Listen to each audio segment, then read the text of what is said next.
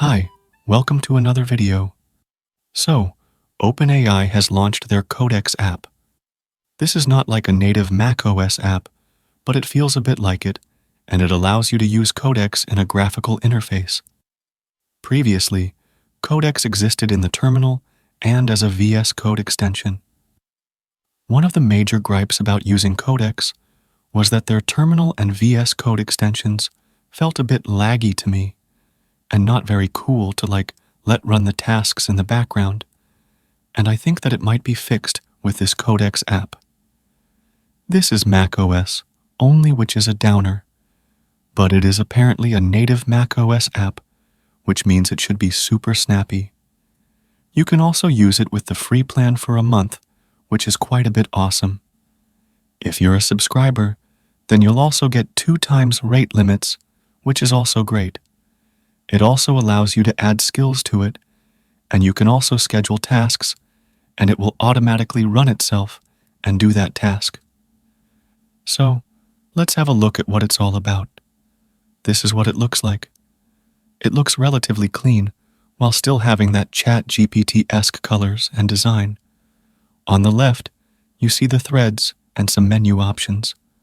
Now, if I were not to tell you anything, then you could basically confuse this for Conductor. Conductor basically looks almost exactly the same.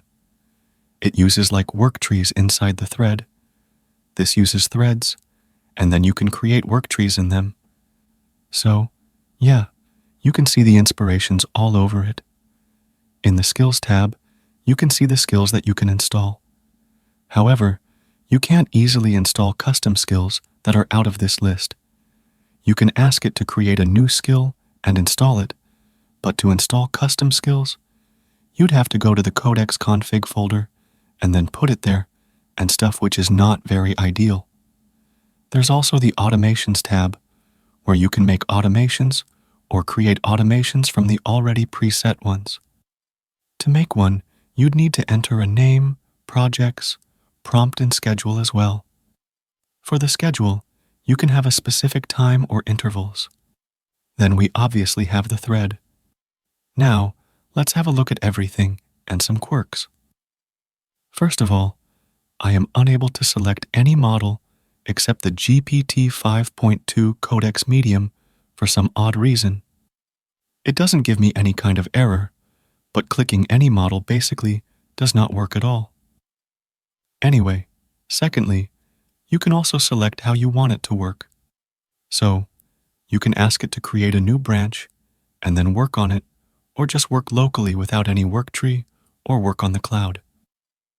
The weird thing about working on the cloud is that it basically nullifies the project you have selected at the top and instead uses the repo to work on that you have selected in the bottom right, which is pretty weird.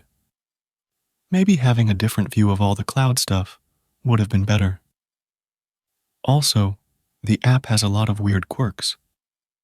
For an example, if I go to the settings, then it looks all fine, but as soon as I hit the Skills tab, it weirds out where the right side's gray background disappears, and the new skill thing starts to go out of boundaries and stuff, which is very weird to see from a $1 trillion company.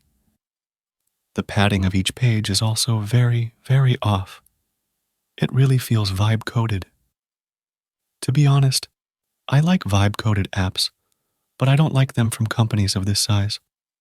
If I wanted a buggy UI, then I could have just vibe-coded my own. So, yeah, it's not very great to see. Now, after this, I tried it, and for some reason, it doesn't take in the context of the files at all. Here, I have the Zurich folder opened. I was working on this project in Conductor, and Conductor makes work trees named on a city from the world, which is very interesting.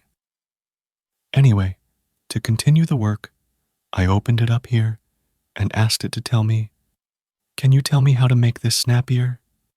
And it said that, "Yeah, but I need context." I told it that you can just do stuff and check yourself, and it told me that it can't. It literally says that this thread is made within that folder, and it is not working. This is really a program shipped by a trillion-dollar company?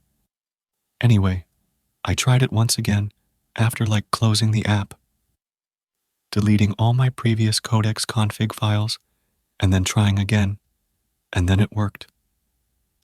I asked it to tell me what this project is about, and it took a while, read through the files, and told me what it is.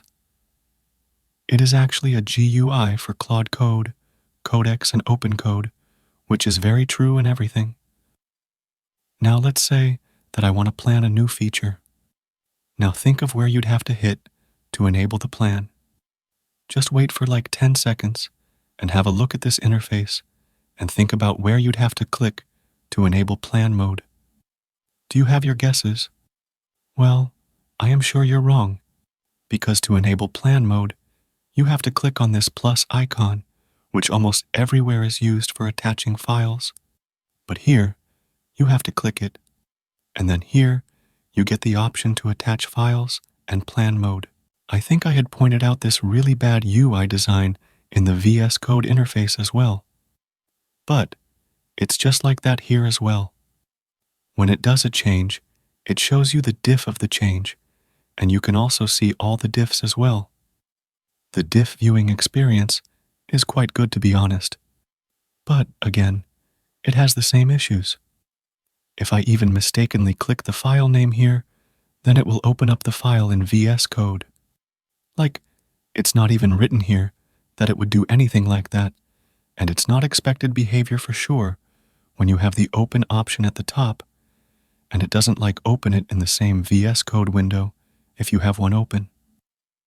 It opens different windows, meaning that if I hit both of these files, then it would open two separate instances of VS Code, and anyone who has experience with VS Code memory hogging would know that it's a nightmare.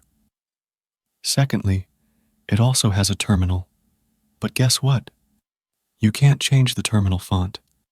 You can change the whole UI font, which I think might change the emulator's font as well, but I'm not sure because I would not want to change all the window fonts to Meslo GLS that I use for my terminal. So, yeah, that's pretty substandard. You can commit and push PR and stuff like that as well. You can also dictate prompts and stuff as well. It also runs the commands in a sandbox as well, which is kinda cool. The GUI form factor is really hard to nail. The best one in terms of an agentic UI is probably Verdent. They really nailed it all quite well. You get the default agentic interface where you can easily create workspaces, skills and stuff, and run multiple tasks in multiple repos while taking up extremely less memory. You can also edit files if you want as well. So, it seems very weird that a company like OpenAI is not able to build a good agentic interface, whereas Verdent is able to build something way better. So, yeah, it's not as great. That is majorly about it. Overall, it's pretty cool. Anyway, share your thoughts below and subscribe to the channel. You can also donate via Super Thanks option or join the channel as well and get some perks. I'll see you in the next video. Bye.